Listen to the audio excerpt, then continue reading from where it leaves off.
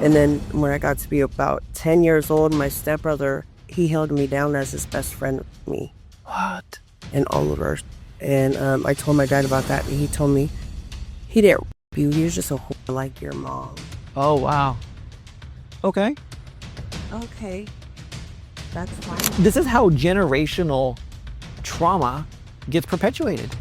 And it's like, oh, okay, I go through this, I don't say anything, but yet unconsciously our children pick up these patterns. And they're like, oh, okay, this is what my mom did, but they don't know what's happening. And they're like, oh, I don't know why they're doing exactly. And they just fall right into this trap. And it's almost like it's like pre-programmed, but it's not. It's just like, hey, this is the pattern that I'm following. This is my blueprint. I remember one night my mom and my Mima were drunk. And I remember my dad's friend coming to get me from the living room and take me to the bathroom. And me screaming for help. Yeah. At 3 years old. And you're drunk. My mom's drunk. Oh, okay. And my Mima's drunk. Got it. And I'm in the bathroom screaming for help. And I can just hear them saying, shh, we're trying to sleep. I'm trying to be sane. Yeah. Introducing the ToplessTalk podcast, where we're diving deep into the world of sex and relationships. Join us as we explore the good, the bad, and the ugly, leaving no topic off limits. With your host, Ryan Nickel, we're on a mission to change 1 million lives through 1,000 episodes. In a world where vulnerability is power, we're not just talking about taking off layers, we're peeling back the layers of real experiences. Our guests, brave women who've walked through the fire, are bearing it all. Their struggles, triumphs, and everything in between. It's more than just stories. It's a roadmap for those who felt alone in their journeys. By sharing their transformation from the horrific to the heroic, these women become beacons of hope for others. Because in every tale of survival lies the potential for someone else's revival. So tune in, listen closely, and remember, ToplessTalk isn't just about shedding inhibitions. It's about finding connection in the rawness of human connection. Because when we share, we heal, we empower, and we transform. Welcome to a podcast where every story is a step towards 1 million changed lives. Hey everyone, this is Ryan, another episode of ToplessTalk, and I am so excited. I have such a beautiful treat for you today. We are working today, or actually on the show, with Leslie in the studio, and so excited to have you here. Yeah, I'm excited to be here. I'm excited to let it all out. Well, please go ahead. Let them know who you are, and start wherever you want to start. I'm Leslie, aka Cupcake, but in order for me to change who I am completely, I have to end the cupcake and just go back to my name. Yep. So that's where I'm going to start and go back to Leslie. How did Cupcake come about? Well, in my history, the drug use and all that, I was the part of the lick, you should say, where I looked cute and innocent, and I'd get the guys to talk and tell me where everything was. Oh. And then I let everyone else know where everything is, and that's where my Cupcake No Feelings came in. So oh, wow. It was a character I played while I was out there just trying to survive. Got it. How long were you that character? I've been that character for 13 years. 13 years. And I'm just now dying her off. So Cupcake is getting cut out. She's being retired. Yeah, no more Cupcake. She's been put on a shelf. Not even on a shelf. She's expired. She's ashes to ashes to me now. Got it. Nothing good came of Cupcake. But everything good is going to come for Leslie. Well, yeah. So that's where I'm just that's where my journey starts again. I'm going to be reborn. Yeah, you are. Let's go. Well, what is it that you want to share? How can we help you, support you in your story? Well, I just want a lot of women and men. Mm-hmm. A lot of women and men, they feel like they can't communicate, or they're not equal. But when you start, your trauma starts at a really young age. Yeah. Take us back. When did yours start? At 3 years old, I was getting raped and molested by my dad's best friends. Whoa, damn. Some heavy stuff. Yeah. Every time he went to prison, one of his best friends. Yeah. I'll take care of the family. Yeah. I got him for you. I'll look after your kids. Yeah. I got your daughter. Yeah. Well, they had me. in more ways than my dad probably would have. And your mom, where was she at during this situation? My mom, she was a prostitute. Okay. She was up and down. I was born and raised in Oakland. Okay. And so my mom, she hooked. Yeah. She hooked. She would sell her food stamps for Yeah. drugs, sell her pussy for food. Us kids would eat a whole lot better on the goddamn food stamps. Well, okay, true. You got to give her credit though. She was definitely ingenuitive. Yeah, and her profession never died in that woman's soul. Is she still around or is she gone? No, she passed away in my arms 2 years ago. 2 years ago. Okay. Sorry for that. It's all right. She's in a better place. She's not hurting. Yeah, yeah. She's probably loving this stuff. She's like, it's about time. Yes, Leslie. One of my daughters is actually doing the weird stuff. Yeah, yeah, yeah. The unconventional, like my mom she would have loved this. Yeah, yeah. She would have been here for all of this. Oh, I would have loved to have her on this show. And her mouth had no stop to it. Yeah. No filter. She just said it how it was. You didn't like it. Oh well. It is what it is, right? But she, as kids, my dad would duct tape her to the ground to beat her ass. Wow. So she wouldn't move. Right. And so when he went to prison, I think she's seen it as like a break of relief. Yeah. And then she was getting super high. She was drinking on top of that, and I don't think she realized when us kids were gone. You know, Yeah. with these Guys. These friends. So, okay, your dad's friends came over and did that. Did your dad ever know? Was he okay with it? Was he No, he didn't know until we got a little older. Yeah. And then when I got to be about 10 years old, my stepbrother, he held me down as his best friend, raped me. What? In Oliver's. And I told my dad about that, and he told me, he didn't rape you. You're just a whore like your mom. Oh, wow. Okay. Okay.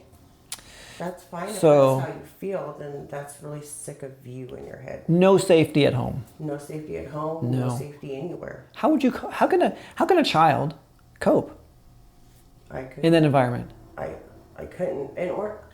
It's so shocking how cool, calm, and collected I am. Yeah. Nobody would even imagine the past that I had, because I'm so together. Because I didn't. Are you together, or did you just stuff it down? I could be out here getting a crazy check. Yeah. And be like, oh, somebody touched me. But Yeah. I use that as strength and motivation to keep going forward. Got it. Because for somebody like me, it's real easy to put in the back of my head and like out of sight, out of mind. You know what I mean? But as a child, okay, so 3 years old, I mean, you don't know what's happening other than it's not right. I remember one night my mom and my Meemaw were drunk. And I remember my dad's friend coming to get me from the living room and take me into the bathroom. And me screaming for help. Yeah. At 3 years old. And you're drunk. My mom's drunk. Oh, okay. And my Meemaw's drunk. Got it. And I'm in the bathroom screaming for help. And I could just hear them saying, shh, we're trying to sleep. I'm trying to be saved. Yeah. Like what are you gonna do? What do you do to look for support after that it has happened? Then that's why I kept everything to myself. Yeah. Nothing was gonna happen anyway. Nobody was gonna come save me. Okay. So I had to learn how to just put it in the back of my mind and just forget it for a very long time. Yeah. Something like that, some people never get over. No. Ever. So this unfortunate, terrible, horrific thing happened to you, not just once, but multiple times. For years. So sorry. Terrible. It started at 3, and I believe I was 8 years old when it stopped, when we moved out of Oakland. Okay. But then you come here, and you're in Olivehurst, and your stepbrother is like, oh, we're just going to continue this. Hello, drug use. Yeah. So, did you graduate high school? No. My dad, that's so funny. I was only a year left. Yeah, okay. But my dad had lied to one of his friends, told him I was 18. Okay. So he would start dating me, but I literally just turned 17. Yeah. Why would he lie to his friend? So he could date me, move in, and pay half the bills. Oh, shit. So you were nothing more than a means to an end. Still nothing more than a means to an end for most of my family. And that's why it's just... Oh, man. So why even care to tell your story? because I'm more than just my story, and my story is important. And if my story can help one little girl at this time, let people know what's going on, and I save her, even just my story saves her, it's just all worth it for me. So let's say that someone is watching this, and they're going, "Oh my God, I thought I was the only one that had experienced this." No, you're never the only one. And so they're looking at you and like, okay, you're no longer Cupcake. You're making these changes. You're making these moves. This person who's watching is still stuck in it, but they're looking to you for hope. What can you tell them? Never give up. Never give up hope. Yeah. Never let people make you feel like you're less than, because you're worth more than anybody on this planet could afford. Amen to that. Your insight, your in soul is so beautiful that ugly people are going to try to hide it and do ugly things to you. So just remember how beautiful you were when God first gave you to this world, because we're only on borrowed time. Right. Make the best of it and just remember your worth. And Leslie just found and remembered what she was worth. So walk us through this. You went through terrible childhood, adolescence. What else? Have you gone through? Let's really paint this picture. Let it all out. So the guy that my dad had told the lie to. Yeah, that you were 18, you were really 17, just so he can get you rent money. 6 months later, I got pregnant. Okay. At 17, he was 30 years old, you guys. Oh my God, Jesus! He was almost twice your age. 30 years old. And my dad asked me to quit high school so I could watch my 6-month-old sister, because he had just left my stepmom. And I'm like, well, I have 1 more year to go. Right. That's all I had. Yeah. Well, he didn't care. No. And I never got a thank you for that. I never got acknowledged that I did it. I never... Where is your sister that was 6 months old? Where's she at now? She is in, I think, Marysville or Linda with her boyfriend and 2 kids. Yeah. And never, not even from her did I get nothing. Thank you. Yeah. And she was a baby, I understand that, but as you get older, you understand sacrifices. You know what sacrifices are. Yeah. And the sacrifice that I made for my dad and her I was in my last year of high school. Yeah. I could have graduated. The best time of your life. The freedom that you had, because you're no longer around these people that are holding you back and trying to really just ruin you. Yeah, so it's really crazy. So after I got pregnant with my daughter, we stayed together for 10.5 years. Oh, damn. And then on September 14th, 2011, he almost took my life. Okay. Yeah. What happened there? He was on a come down. Oh. And I had a feeling that something wasn't right, because he's usually very much into his work. Yeah. So he didn't go to work that day. He didn't even call in. And I'm like, okay, this is not normal. Yeah. So I call my sister, and I'm like, hey, can you come pick up my daughter? I said, there's something that don't feel right. I just don't want her to be here. Yeah. And so my sister... More than just that one kid in that 10-year span? Yes, I just had one kid with him. Got it. She told me when I put my daughter in the truck, my daughter told me, Mommy, if you don't come with me, Daddy's going to hurt you. I said, no, baby, he loves me. Gave her a kiss. She went.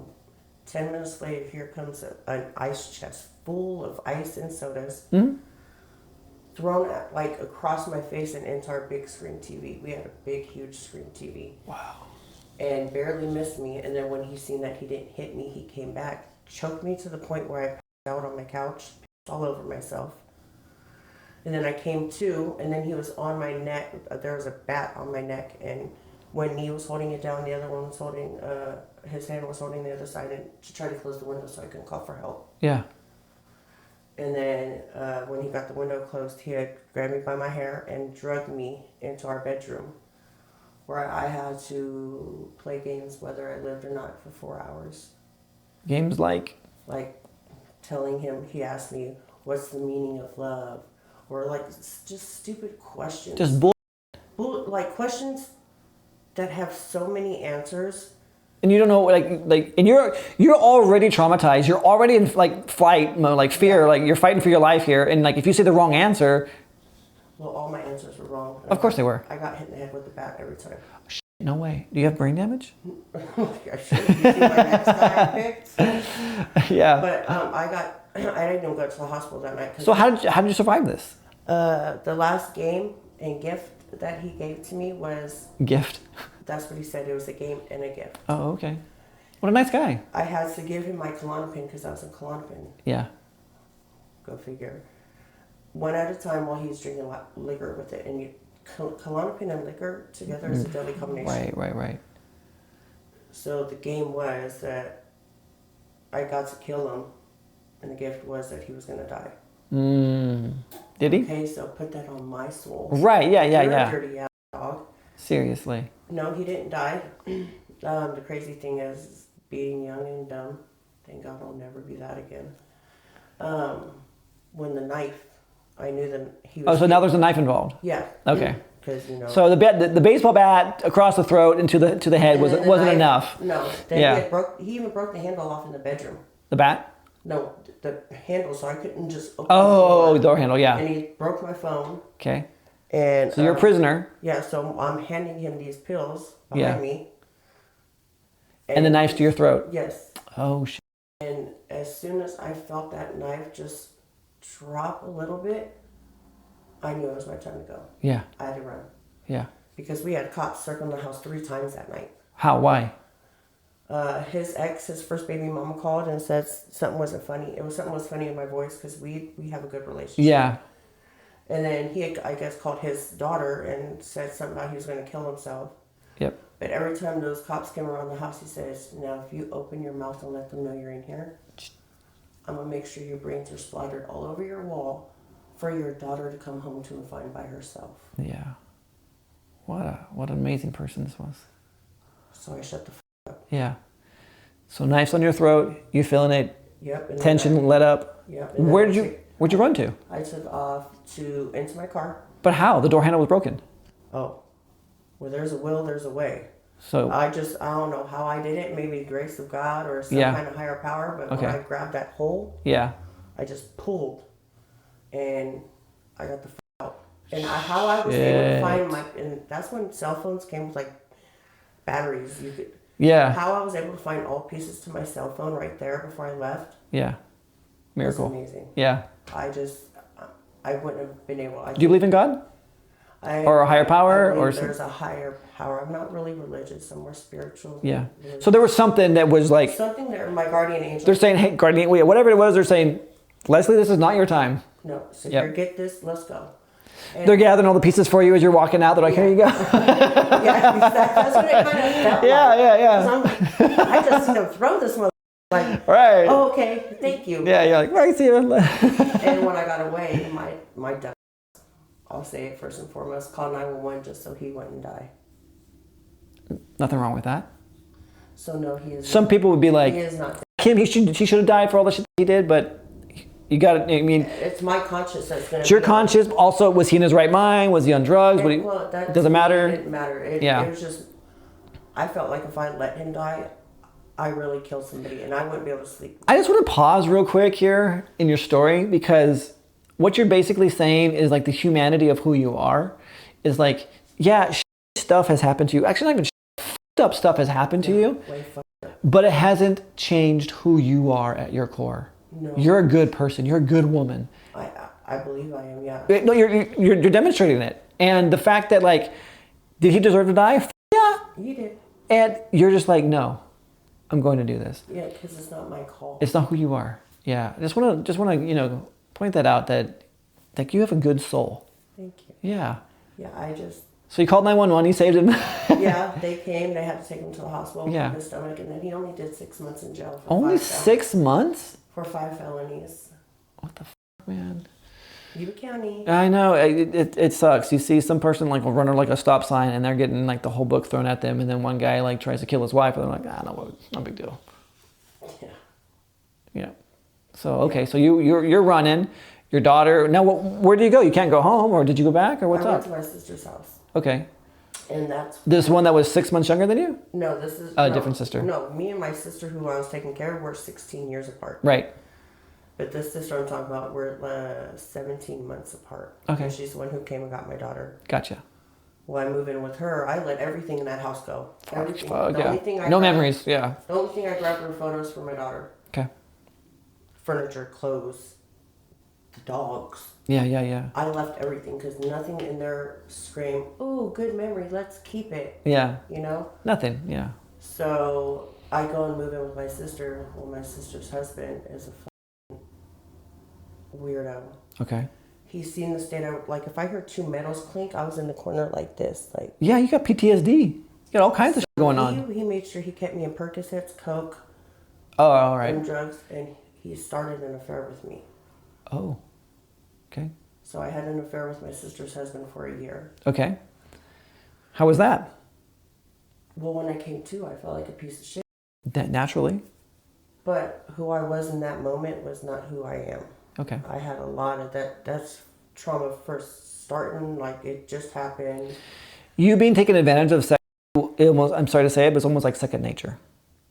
You're just like, yeah, I'm doing this again, no big deal. Yeah. And you're under the influence. This is a personal question. You don't have to answer it. Did you ever enjoy it? Did you ever come on to him during the affair? No. It was always him? Yeah. Yeah. I was afraid of men for a while. Yeah. And he kind of made me, like, with the drugs, I was like, Right. So it kind of made me feel a little safe. But when my sister found out, she kicked me out. Yeah. As she should. Yeah. Didn't talk to me for 5 years, but she's still married to the man. How's your relationship with your sister now? She's dead to me. Is she is? On her side or your side? No, she's dead to me. She's still alive. No, I understand. But is she dead to you because she doesn't want the relationship or you don't want the relationship? I don't need her relationship anymore. Got it. Because we did good. We got back in touch. We talked. And then this stage in my life is where she's... I understand. We're going to get to this part now, aren't we? Yes. Okay. And now I know where you're at with this. All right. Yes. Well, hold tight, guys. We got more to tell you. Yeah, so they're still married. Okay. Loving life. Sure. He brainwashes her. Sure he does. And she's just a dog, so rest in peace to her. So, fair enough. So she got you out of your situation where you're at. Her husband, boyfriend, whatever. It's always been her husband. Husband wanted to fuck you, had fun with you. She found out, she kicked your ass out with your daughter. Then what? What'd you do then? Oh, she just kicked me out. Oh, she kept your daughter? Mm-hmm. Where's your daughter today? She's in Sacramento with her father. Oh, wow. Is she dead to you too? No. Okay. That's my baby. Got it. You have a relationship with her? Yeah, I just talked to her before I came in here just to let her know I'm okay. Okay, good. Because she's like my friend, you know. Yeah. Mom, are you okay? Yeah. Yeah. Okay. So she's with her dad, whose life you saved after he tried to take yours. Yes. And she knows this. Yes, September 14, 2011. I'll never remember that. I'll never forget that date. Yeah. Oh, how could you? And that's 2 days after my sister's birthday, my older sister. Got it. So, and your daughter, your daughter's dad, he's rehabilitated, he's cool now, or is he still a piece of shit? He's still a piece of shit. To her? So he got to go to a rehab. That's why he did 6 months. Yeah. Got it. Okay. Yep. So he goes to Sacramento. And that's what by the way, that's what Yuba County does. It doesn't matter what the your charges are. If you're drug related, we're gonna wash our hands and put you in a 6-month program, and that's we're done. I've seen that time and time and time again. Yes. And it's It's sickening. It is, because they are letting perps out that have no right to be right back on the street 6 months after they have done grievous things to people. Oh yeah. This county or Yuba County is so backwards. It's so f***ed up. Like, and how can people heal and get distance between them and the situation if 6 months? I have a woman who's afraid to go to Walmart in Linda because she lives in Olivehurst because the same exact thing happened. She was strangled, choked, beaten from an inch of her life. He claimed that he was under the influence. They put him in a program. He's now out, and she's like, I can't even go to the store with my kids because I'm afraid I'm going to run into his ass. That feeling is a very real. So she doesn't go out. Feeling. And thank God for like DoorDash, but still. That feeling comes from a very deep down dark place in your soul. Yeah. I understand her feeling. I know that pain all too well, and that's why I have to rise above it, and that's why I have to help somebody else rise above it. Yeah. Because there's the bravery alone to share the story. I ain't doing bad. I ain't no ugly bitch. Yeah. So. You're like, I got my things together. And there's nobody on this God's green earth that's going to put no fear in my Kool-Aid pumping heart no more. I'm just recovering from a black eye from my second baby daddy. Yeah, we're going to get to that story. So I just know that there's more to life than... But your daughter's not in danger? No. Okay. I'm worried about my grandkid. From him? Yes, so he gets to Sacramento, he does his rehab. Mm-hmm. His dad has a house out there. Okay. Oh, lucky you. Right.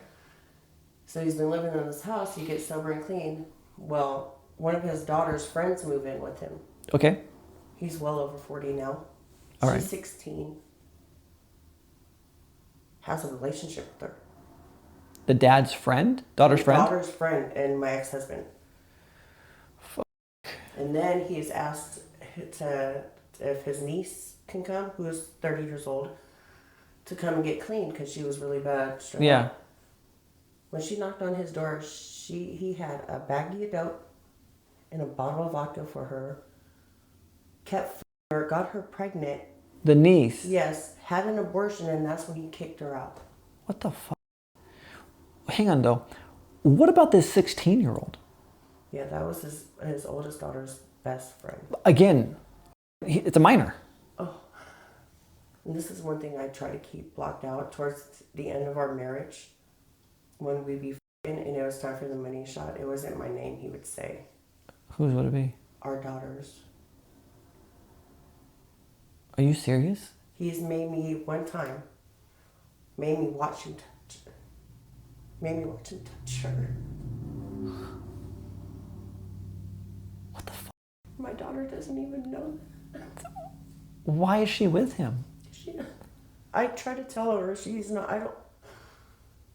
I want her to have her own outlook on her own father. And I don't want her to. No.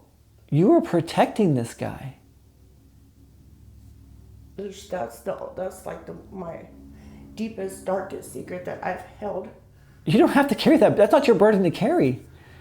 Let that shit go. But he's made me watch him touch her once, so God knows how many times he probably touched her while I wasn't there. The fact that he was saying her name for the money shot tells you all you need to know. How long ago was he with this 16-year-old? Oh, this was Years ago. Years. Yeah. Super long ago. Because your daughter's what now? 23. Okay. She just turned 23 and she's absolutely beautiful. I'm sure she is. She takes after her mom. So you have a daughter. Do you have grandchildren with her? She has. I have. She just gave birth to my third granddaughter. Got it. Third granddaughter. Third granddaughter. So you have 3 granddaughters living at home with this guy. Yes. Who's doing God knows what. And he's one of those guys who, I'll answer the door and walk around my house if I want. This is my fucking. Let me ask you this question. Knowing what you know now, the day you called the cops to save his life, had he already touched your daughter? Yes. And you still saved him? Because that's my job on earth is not to let anyone. I'm not God or a higher power. But you can also let them live from their own consequences too. You don't have to step in. But it would still be my conscience. It would still be me. That's my daughter's father. It just... Your daughter's a user? It just was not... I was dumb, naive, scared. Going back, would you do the same decision? No. You would let him go? Yes. Yes, I would. Yeah. So he wouldn't hurt nobody else. Right. Tough question. Your conscience wouldn't let him die. What is your conscience now, though? I should have let him go. Because I guess what I'm saying is, are you carrying all the other abuse or all the other abuse that he has done on others? Are you carrying that weight? I feel, yeah.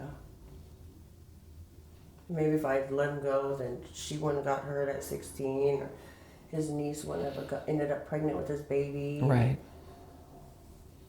Yeah. This dude's a piece of shit. He is a piece of shit. Oh my God. And there's been enough time. I mean, God forbid. I hope nothing's happening to your grandbabies. I would definitely kill him this time. Yeah. And smile beautifully with my new teeth and my mugshot. You've seen those things go around on like Facebook. They're like, fuck yeah, that woman. She's like, yeah, killed him damn straight, you know, like, they're like buy her a beer, you know, yeah. This is even me in my mugshot. Those are great teeth, by the way. Thanks. Yeah. So it would have. This is this is heavy. I'm glad that we were able like to lighten it up a little bit. This is a lot of shit you've been carrying. Yeah, I've learned to lighten shit up. Yeah. You know, that's why I probably don't look my age when I know I shit because my life is. Well, I'm not going to ask you your age, so you don't have to tell us. So, okay. Daughter's down there, granddaughter's down there. You see your daughter? Do you see your grandbabies? Your granddaughters? I haven't in a long time, actually. No. No, and my daughter's actually gone through some things. Her first baby daddy, because she has two of them. I don't know why she tried to match me. But my baby daddies are 16 years apart. Gotcha. Because that's how far along my kids are. Yeah, for sure. Her first baby daddy just got caught by one of those decoys. Oh. The underage decoys. Those predators. How to Catch a Predator. As soon as this little girl, or this decoy, because they're grown women. Yeah, for sure. Said that she was 14. He said he was 18. Started sending pictures of himself like in thongs and things up his ass. He's 27. It doesn't matter if he's 27 or 18. He's still over age. And he tried to start a relationship. Started sending Cash App to her. So, where's he at? Is he in a 6-month program too?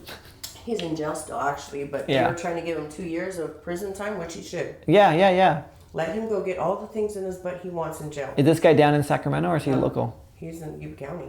I think I might know who this person is. Tyler Rose. No. I'll just put the name out there. Yeah. Tyler Nasty Ass Rose. Well, he's on a registry. And they want to give him 2 years prison. Yeah. Which I think he probably would have liked, actually, since he likes it. Yeah. But well, I mean, they're going to give him 2 years of probation. Really? And register as a sex offender. Is he taking a plea deal or what? I don't know, but that's not enough. No. You are willing. You are willing to put a child in danger. This is what sickens me. Well, not only that. Okay, so a 14-year-old. Okay, yeah, all right, fine. Some people are like, 14. She can take care of herself. What about your grandbabies? Yeah, and my grandbaby was with her dad a lot. That's what I'm saying. And it's crazy because we had my granddaughter potty trained, like no accidents. Oh, and then she starts? And then she has started. Now she has 5 years old, still has to wear the pull-ups. So it's not always the case, but it is a sign of. Yeah. Did you wet the bed as a kid? No, but if anyone knows any of these signs, because I've done some research on myself, on how to try to help myself, and it just never stuck. But I know that's a telltale sign. Yeah, it is. And I know I won't tell nobody no truth. And looking at all of the other situations, I mean, who he's with, all this other stuff. Yeah. So what does your daughter say about all of this? She's grossed out. But she was young. She was 15. Yeah. And he was 20 when they got together. And fuck. So that's a telltale sign too. So where were you in this situation? I was in Mary's or Oliver's. I mean, it's just she lived in with her dad. Yeah, because I couldn't handle her back and forth. Her attitude, you're not going to pop off on me and not expect me to pop off on you. Right. And he's just like, no big deal, man. Got a 22-year-old with a 14-year-old, a 15-year-old. Yeah, it's like your dad all over again. He's like, she's 18. Of course, man. We want to pay the rent. Mm-hmm. Got it. And girls date who their father is. They do. They really, really do. So, wow. So your daughter is living your life over again. Yes. Yeah, the sad truth. Who is, I mean, not necessarily who's going to save her, but who's going to be the one that's going to try to take her life? Nobody, because Mama's still around. But you're leaving though. Yeah, but I'll take my baby wherever the fuck I go. Yeah. So she's going to go with you? No, but she has her dude. Her dude's a real good dude now. So she's with a good guy. A real good guy, and he's a big guy. Yeah. Big guy as in fat or big guy as in? Big guy as in just tall. Okay, got it. I mean, because he's probably really a wussy, but so is her father. Yeah. You only go after the little ones. Yeah. You're not going to go after nobody big. So, okay. So, yeah. This is how generational trauma gets perpetuated. It's like, oh, okay, I go through this, I don't say anything, but yet unconsciously our children pick up these patterns. And they're like, oh, okay, this is what my mom did, but they don't know what's happening, and they're like, oh, they don't know why they're doing exactly, and they just fall right into this trap. And it's almost like it's like pre-programmed, but it's not. It's just like, hey, this is the pattern that I'm following. This is my blueprint. Yeah, that's what my parents said. They were together for 10.5 years.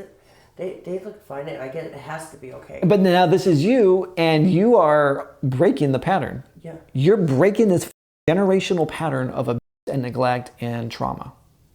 Yes. So your daughters and your granddaughters are going to see mom and grandma. Mom. No, like fucking grandma, I'm like 41 years old, They're going to see that you're not put up with this shit anymore. No, yeah, exactly. And I mean, you really are. So the lives you may change, it may be some strangers on the internet for sure, but it also may be your own kid, daughter and granddaughter. That right there alone makes me happy. Yeah. Just because she's never seen her mom strong. It's going to be such a beautiful thing. And she's never seen her mom do anything or try to do anything by herself, because I was, but love me, I need Is love. she strong? She's a little stronger than I am, yes. Yeah.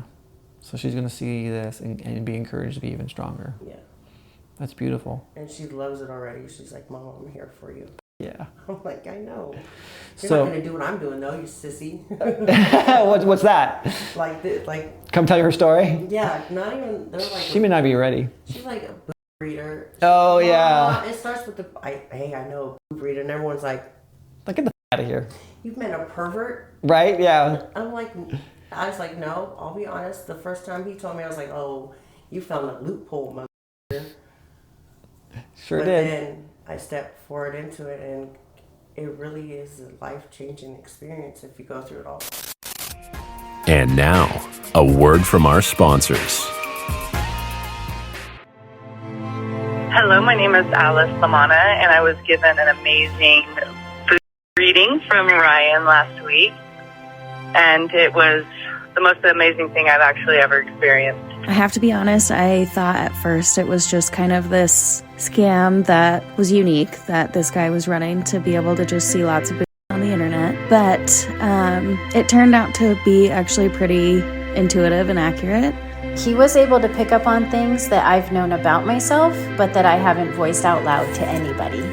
He explained things that I didn't share with him, and the connections make sense to me. It helped me learn a little bit more about how my body stores energy that I'm experiencing. I was shocked. Couldn't believe some of the things that he had said. I would highly recommend Ryan. Oh my gosh, I highly recommend it. Try it. See what happens. See what you find out about yourself. I just had a book reading with Ryan, and I want to highly recommend that you do also. Now, back to our Topless Talk interview with Ryan Nickel. We're going to get to that. Yeah. How we met. So you left your daughter's... My husband. He was the only man I was married to. Your husband. You had an affair with your brother-in-law. Your sister kicked you out. Now what? Now I'm living at the nastiest motel ever. Okay. At the Rio. I lived there for a Oh, year. shit. Okay. And while I was living there, I was dating a female All right. from Hayward. Her name was... I ain't giving her no credit, but... Oh, you don't have to say her name. It's fine. You were... I was dating this female. Yeah. I almost married her, but I couldn't marry her because I didn't even get... My divorce wasn't final until like 2 years ago. Oh, okay. Well, at least you're free. You're free agent now. But I stayed there, and then, she wasn't moving fast enough for me. Okay. Like, making me feel real love, making me feel like she was trying to get me out of my situation. Got it. She was just kind of just like So I stringing you cheated along. on her. All right, with a man. Okay. And then With ended up moving in to the hotel with me, and then we snuck out when we had to go pay. We snuck out of the room, and we moved to Rackerby. Oh, way up in the foothills. Yes. Yeah. Okay. And that relationship was a trial run. Oh, was it now? It was so fucking stupid. It was like...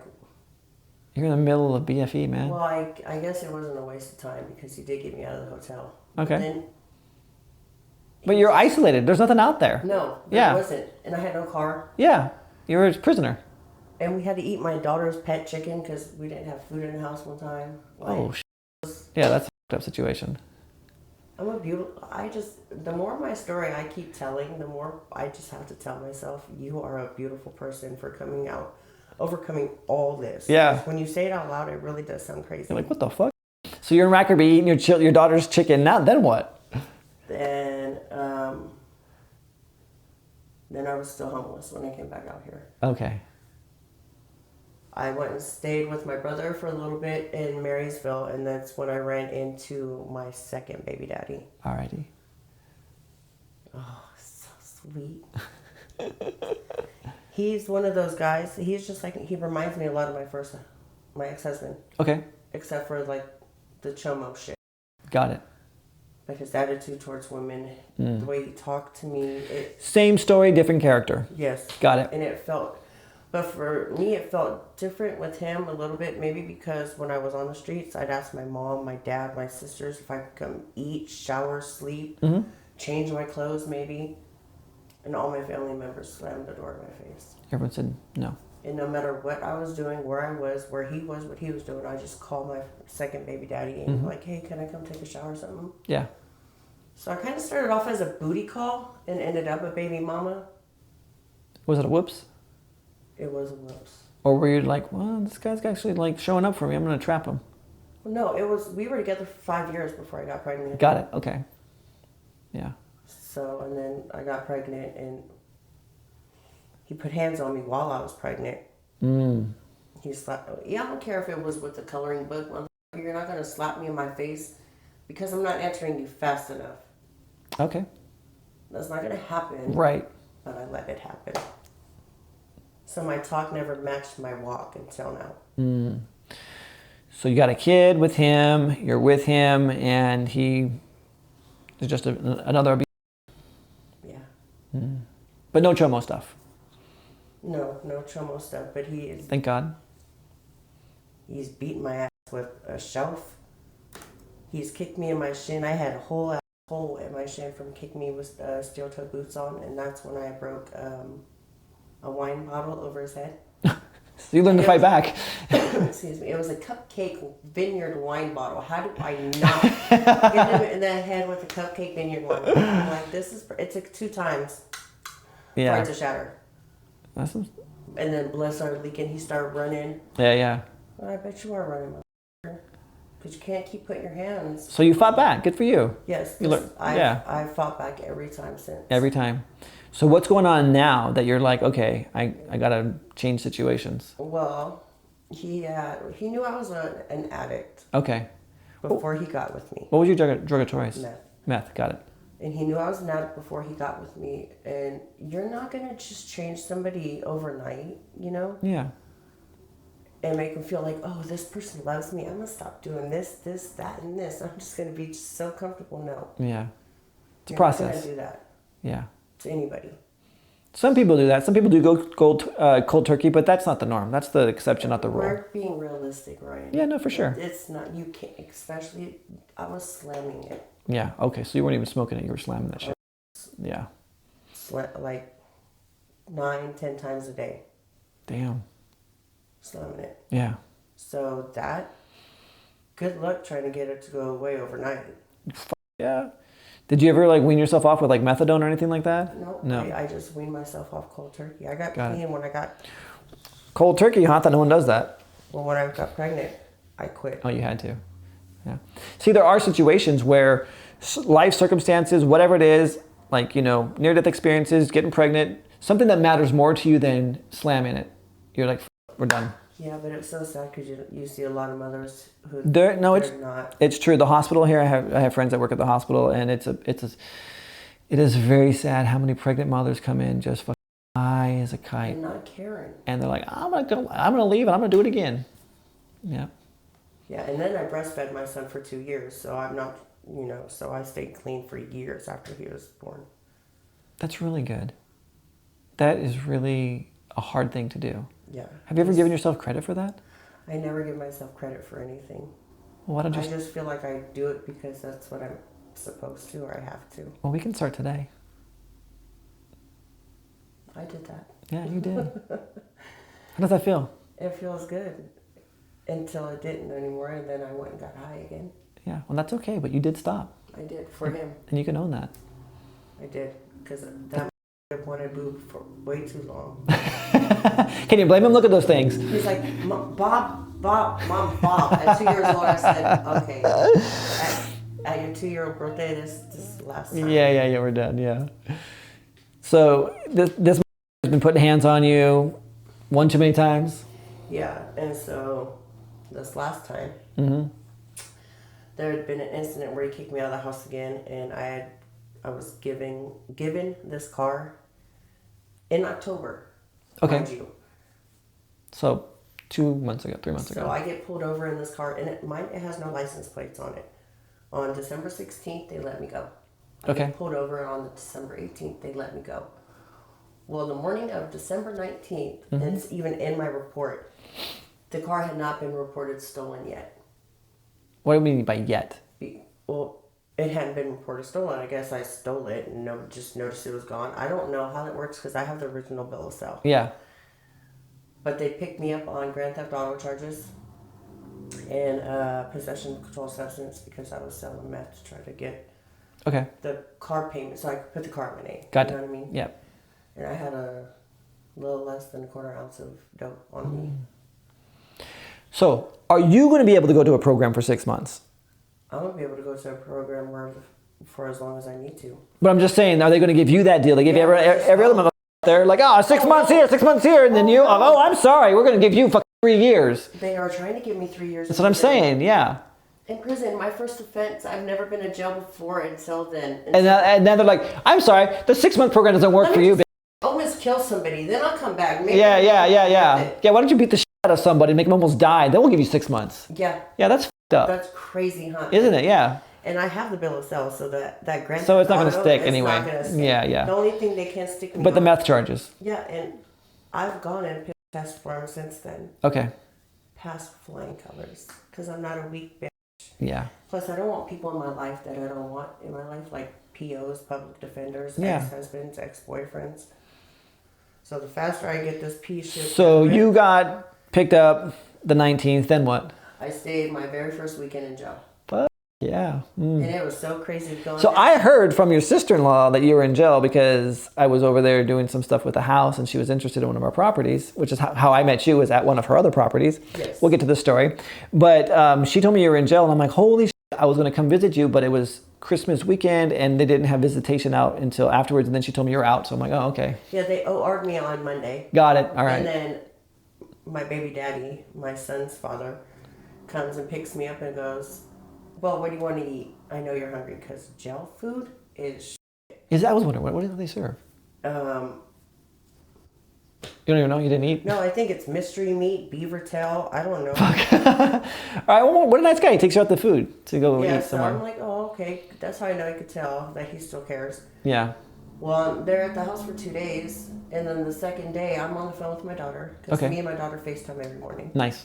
And then he was on the phone with his sister. And his sister, you know how when people are talking, like trying to be real authoritative, like, I need to talk to you. And I said, okay, cool. I need to talk about public. So he's showing off to like his sister. Well, no, because she's been through all this. She's been through the jail. Got it, yeah. She's been clean for 2 years doing Salvation Army. But when she looked at me, because I've never been to jail before. So everyone's like, you went to jail? Right. And I'm usually the one like, I've never been to jail. Fuck you. But now I can't say it. Yeah. And I'm like, oh, fuck. But she sees me on the phone for the first time after I got out of jail. She goes, I need to talk to you. I was like, well, I also need to talk to my public defender or my PO too. Get in line, bitch. Just call me. Yeah. Well, he took it as a sign of disrespect and tried to throw my mom's wedding dress in the mud.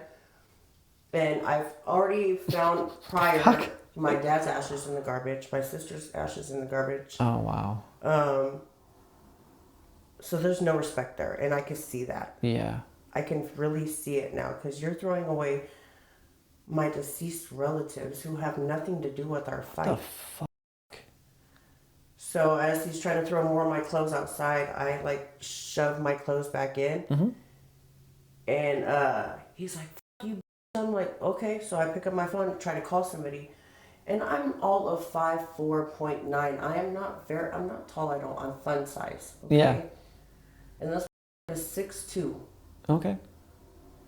He's wearing the same steel-toe boots that he had kicked me in the shin with. Kicks my phone and hits my phone, breaks my nose. And then he's trying to shove me down to the ground. And my legs are so strong, like I'm trying to keep it up in the mud as long as I can while I finally slip. Hit my head on the gas meter outside. Oh, shit. He's choking me out and he punches me in my eye. And you're outside? Outside. Where are the neighbors at? Inside, wanting no problem. Yeah. Closing the blinds. Exactly. Yeah. Well, close their blind, Get up. And the only thing I did to him that day was rip his sweater. Okay. And then... So you have a broken nose, hit head. Oh, I had a choked out. Big knot right here. Yeah. And that's... That from the gas meter? No, this is from when he punched me. Oh, okay. While he was choking me out. Got it. So again, the hands... Yeah. And, I don't know Where the fuck do these men learn this? Okay, to fucking choke a woman just to start beating her ass. Yeah, and this is not the first time he's done it. The first time was a couple years ago on my sister's heavenly birthday. Okay. And he almost drowned me. He tried to drown me in a puddle of water. And then I ran around the corner because where I live on Fleming, you go around the corner and there's the park right there on 10th. Yeah. Well, I know there's a fire station there. So I'm running there. And he's chasing after me. And mind you, I have asthma, really bad asthma. For me to be even running, you know there's something fucking wrong. Right. Because I'm fat and I don't even run for food. Yeah. Like, just... So you're running for your life. Yes. Yeah. He gets to me, he trips me, just to turn me over and punch me in the face again. What the fuck? And the firefighter saw. What happened to him at that point? He got arrested for 2 weeks. Oh, wow, 2 weeks. And then so he had to sign like a little plea, he did like a plea deal. Yeah. To not, it wasn't like a restraining order, like to stay away. Yeah. But it's a do not abuse order. Okay. And so he couldn't abuse me physically, emotionally, mentally. Right. But of course, yeah. You broke that. You're still on probation. Is he really? Yes. Okay. And then he broke my phone, and that's another felony off the rip because it's keeping me. It's like having me held hostage. Yeah. I'm not able to call for help. So he did this recently. So is he in jail now? Oh, he got arrested on Christmas Eve and bailed himself out. Oh, okay. Because big baller, old guy could sell pills all day long, always has a fat wad of cash, so he could buy himself out, whatever. Got it. So what's the situation now with him? I'm still not in the house. Your son? My son, I got to see my son for 6 hours on Christmas, and that was the last time I've seen him. Okay. Because he went behind my back and put a restraining order on me, which is kind of stupid, you dumb. It's like, you didn't have the black eye. You had a ripped hoodie. Yeah. Oh, maybe a little scratch right here, but I had cuts all right here from my phone. So you have a restraining order where you can't see your and then your baby daddy or your son? Mm-hmm. Is your son the protected? Yeah. And then my sister. Your sister? You can't see your sister either? The one who I said is dead to me, my sister is the one helping him fill out the child custody papers. Oh, so he's not just a restraining order, it's also child custody? Mm-hmm. So he wants to take your son away too. So I went, as soon as I got served these papers, because I ain't no punk, I went to her house. She would not answer the door. She calls me and says, if you come on my property again, I'm going to have you arrested myself. Oh. Rest in peace, Sabrina Jensen. Why would your sister help him? Because her husband has really brainwashed her thinking that men are not, like, you have to help the man. It's a really... Oh, hey, I just want to throw this out there, all right? Your sister helped you out of your first relationship, marriage, whatever. You come into her house, her man fucked you for how long? A year. You're sitting there taking it every which way from this dude, whether you're under the influence or not. What if your sister is like, fuck that, I'm going to get her back? Not just to take your son away from you, not just to have a restraining order. What if your old man is over there fucking her to get even? He's like, hey. Have fun. But I'm just saying, like... That thought literally crossed my mind a few times. And if that's the case, then he was really never mine to begin with. Well, no, he never was, but I'm just saying... You know, people get so fucked up in their mind, they're like, she took my man, I'm going to fuck her man, I'm going to do all this bullshit. my new mindset, and it's crazy how fast it happened after the new year. Yeah. My job isn't to worry about what I think people are doing or thinking or saying. It's none of your damn business. Because it's just like, I don't want to be like this my whole life, you know? Yeah, it's just noise. And it has nothing to do with me anyways. I don't give a what Tom, Sally, Harry, and Mitch are all doing. Yeah. I don't know what they're thinking because I don't give a It's very freeing to actually be that way and truly be that way, not just to say it to sound tough, but actually not to give a... It's as soon as 2026 hit, I'm just like, I don't give a fuck. If it has nothing to do with me, I don't want. And I keep telling my friend who I was with last night, well, what do you think? I don't think about what the fuck Jared or my It's so funny too because you called me, you're like, hey, my friend thinks you're going to murder me. Yeah. Well, and I'm like, what do I fucking care what your friend thinks? It's none of her damn business. Yeah. And then my daughter goes, I'm like, she's not even really your friend if she doesn't trust you that you're going to go do something that's for your benefit. Right. Well, it's just because my friends aren't as open as I am. Yeah. To try new things. My daughter's like, Mom, how many murderers say, oh, I'm not going to kill him, and then they end up murdering? I'm like, Nova. It's just a boo, honey. I'm like, Nova, just calm down. I got this. I said I survived the first one. Twice, actually. Yeah. 2 guys, yeah. Well, I mean, you already, yeah. So, okay, so catch the audience up. How did we meet? I mean, you got some pretty f***ed up stories going on here. Like what? You know, what brought our worlds together? I'm happy we met. I'm glad that I had to go to Patty's house that day, and I don't know where she met you at, but so she had a house. So she was losing her house to tax sale. I was going to buy her house. Yes, that's right. And then I went inside and I looked at it and I'm like, I don't want this piece. I can't buy this piece of shit.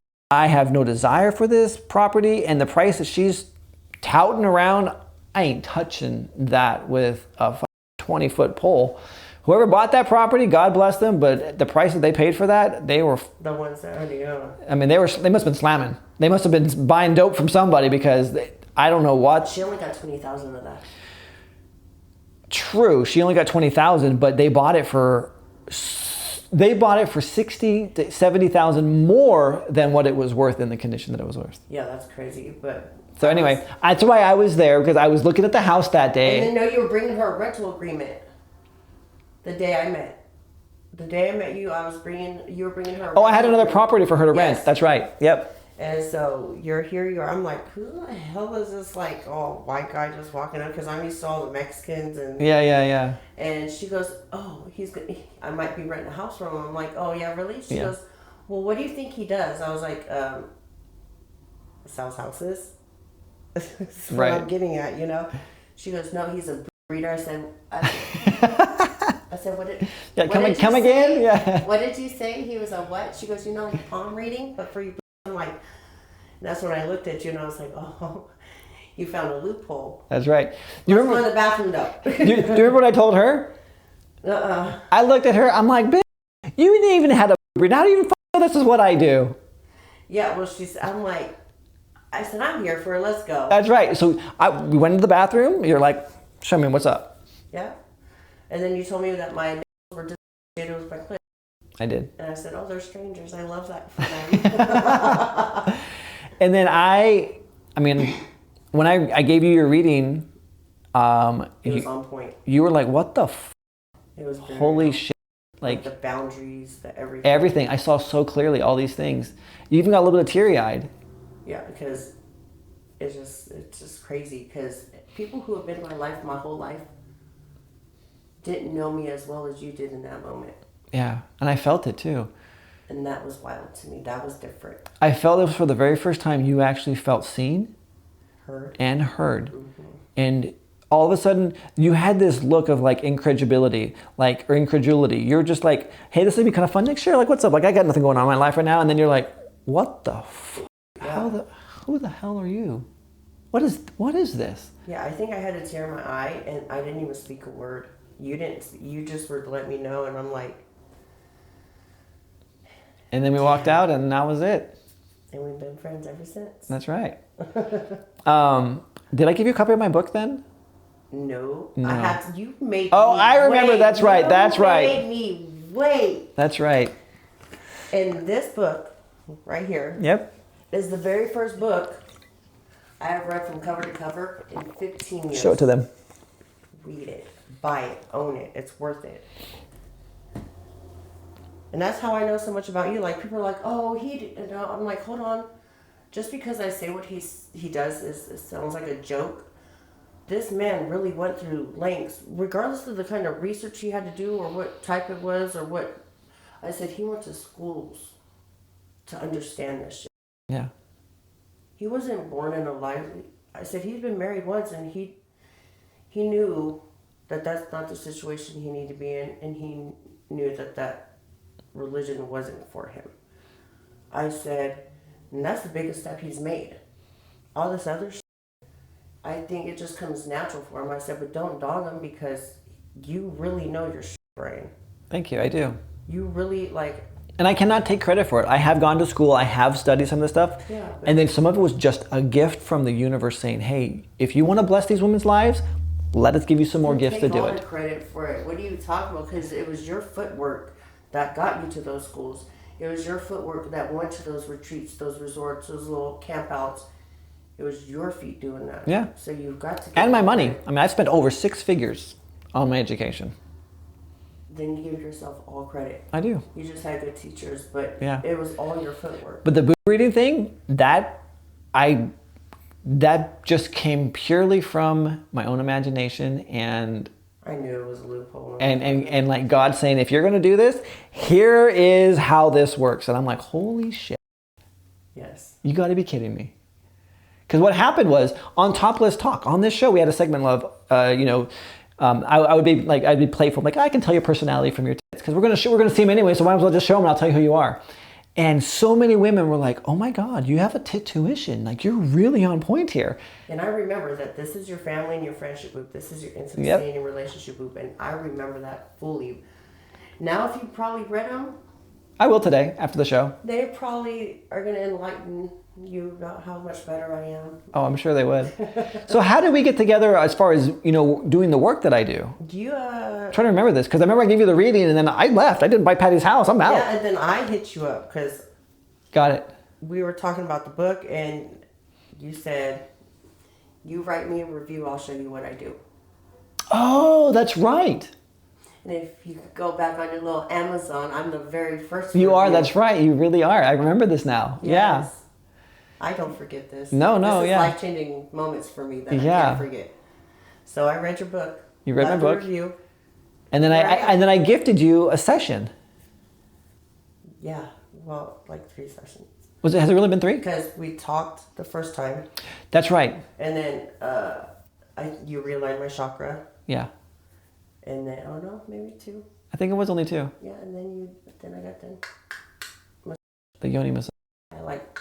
Yeah. I click in it because my teeth are glued in good. I can click. How did that change your life?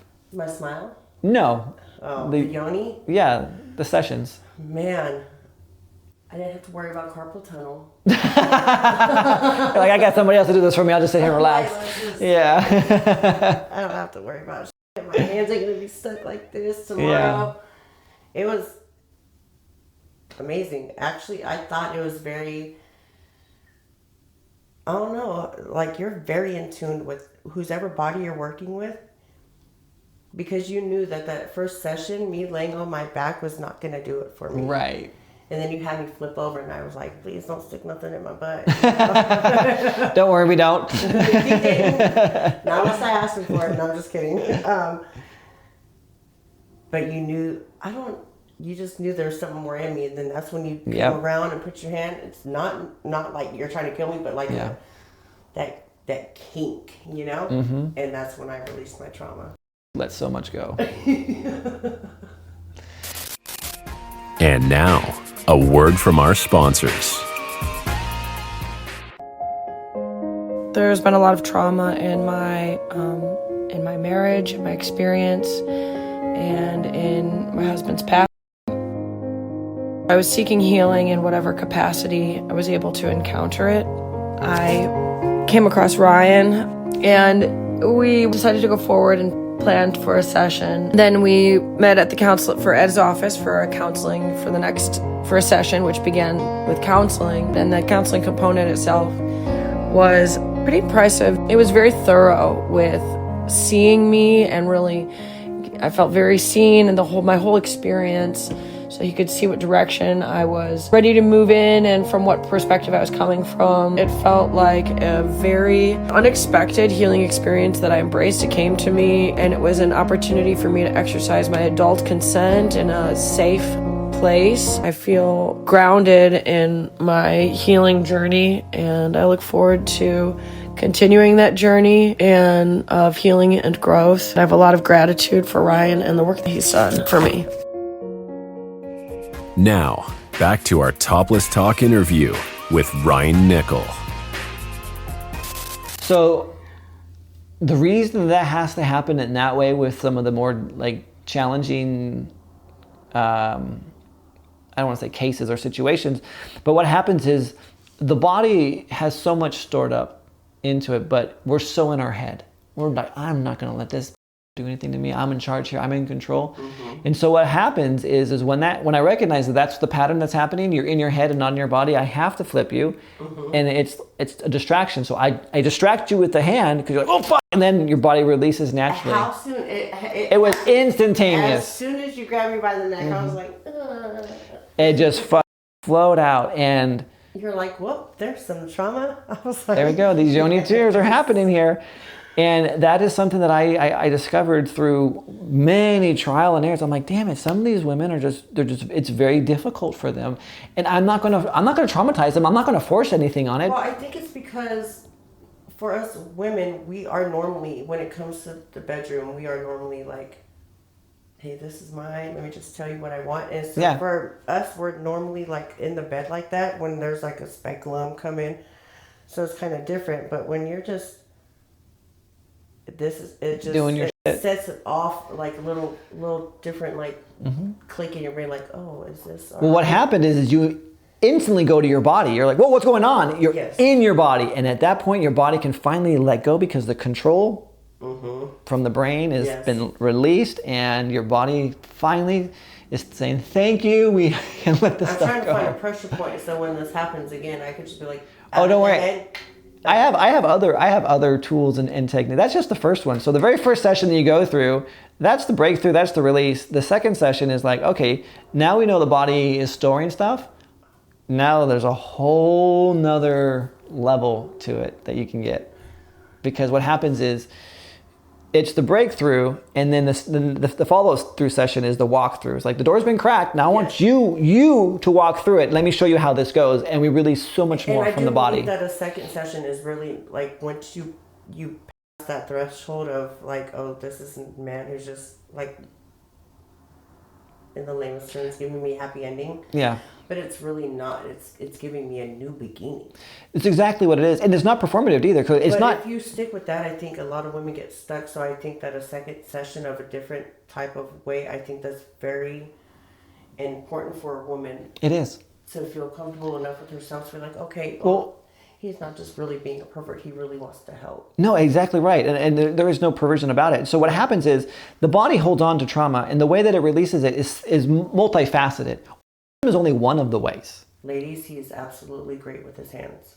Thank you. But the body cries, it shakes, it laughs. There's a lot of different ways. And so orgasm has never been the goal. It's just one of the ways that it's a plus. We look at it. It's like, okay, this is what happens. But I discovered that the orgasm is a way to heal as well. And so while it's not a goal, it's also a important part of the work because it is the healing aspect of things. Should be then part of the goal, at least. Well, I don't want people to come in with the idea that they have to perform, because that's the problem. Because so many women will fake their. You're very good at letting you talk to people so well, to women so well. You can make it easier for them. Like, I don't have a problem, by the way. I'm just letting people that they're listening to it. This is their first time. I'm just saying, for like a woman who feels like that she has to do that. She didn't probably always have someone she's having. Oh no, I have clients, they'll come in and they'll pretend. I'm like, honey, whoa. We're nowhere near where you're pretending your body is at, I can tell you right now. Because there's like 16 or 17 different biological functions. just enjoy the process. But again, that's the mind. I know. That's the mind thinking like, I got to perform. So if they come in thinking that the orgasm is the end goal, then guess what they have to do? They have to perform. And that's when they get stuck in their Yep. head. That's why I take that off the table. I did a little bit the first time. And then you flipped and then it was all over from there. Well, just wait for your second session then, because we're going to go deeper and allow for a lot more stuff to be released. Yeah. So what more do you have that you want to share? We got this brand new Leslie. She's coming to herself. And I'm looking pretty damn good for 41. You're looking amazing for 41. New teeth, who dis? That's right, who dis?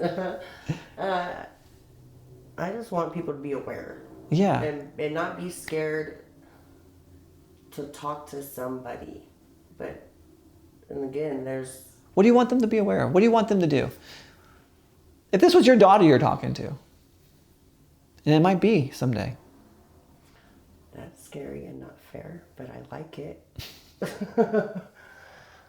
I would tell them, no, just never forget your worth. Never forget that you're not put on here to please anybody else, to be at anybody else's beck and call, to be a slave. You are a person of individuality. That is the beautiful thing about life. Not everyone has to be the same, act the same, talk the same. And I love that, because some of these are boring. So what if she says, Mom, I know my worth. I just can't get away. Yeah, you can. Let me show you how. What would it be? She goes, I think communication about anything in your life, or communication with any relationship in your life is very much key. Because you can't keep it stored in. You store it in, you're going to get the wrinkles, the back fat. Yeah.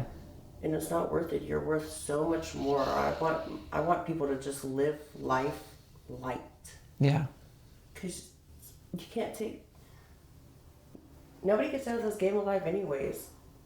No. So live it to your best ability while you're on your borrowed time. Yeah. So what are you going to be doing now? So you're on borrowed time. What is your next move? What are you doing? I actually came back into contact with my very first crush in high school.